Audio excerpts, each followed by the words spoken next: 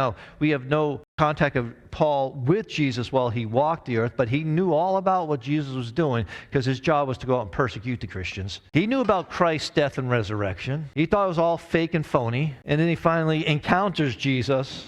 When we talk about the Last Supper, we read from 1 Corinthians. Who wrote 1 Corinthians? Paul. God used Paul to write that.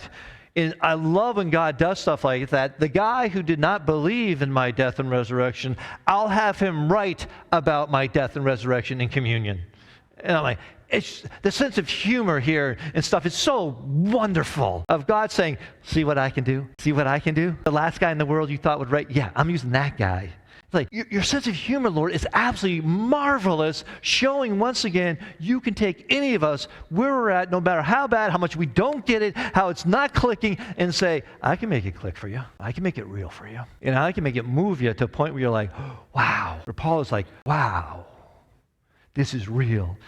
When he starts, he says, for I received from the Lord what I also passed on to you. Paul's like, I didn't get it. I received it from Jesus. And I'm just passing on to you what he made real to me. So it's not Paul's like, yeah, then one day I got it. Jesus makes it real. It changes everything. And so this Lord's Supper became so real to Paul. And he couldn't help but celebrate it with the world.